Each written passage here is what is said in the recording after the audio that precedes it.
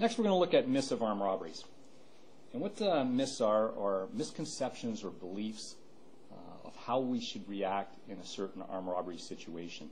And these misconceptions or beliefs are not, in fact, necessarily true.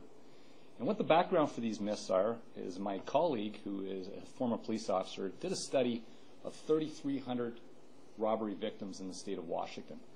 And he interviewed these victims, and he listened to what they did during the robberies, and he realized that there was three trends that were commonly being seen. And what he did is he classified these things that were being done by the victims, classified them as myths. And the first myth was, do not look at the bad guy, or do not look at the robber. And often, victims will look away because of fear.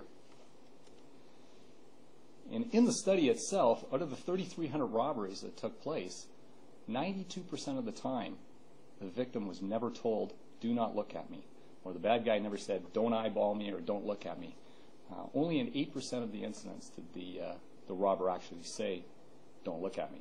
So that's a preconceived idea that we have in our head, and we get that idea from usually, watching robbery movies or shows on television about robberies, or reading, crime books with robberies, that these are things we shouldn't do. And in fact, it very seldom happens.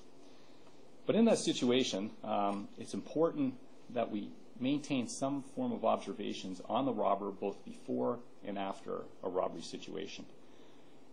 Eye contact is a form of building rapport. And I'm sure we've all had that awkward situation where we've been trying to talk to somebody and somebody doesn't maintain eye contact or looks up and looks away, and it fills us with that feeling where you're kind of annoyed and you're trying to struggle to maintain eye contact. Eye contact is a form of rapport building, and it is necessary.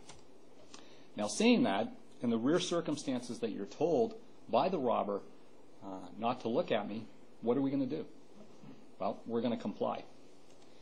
And it's quite easy. If the bad guy says to me, look, don't look at me or don't eyeball me, I can turn my body in a 45-degree angle, and I can still use peripheral vision to make observations. In the event of multiple culprits, anybody have an idea of how we're going to handle multiple culprits? And very simple. We're going to look at one culprit. It's better to have a very good description of one culprit than a poor description of three or four.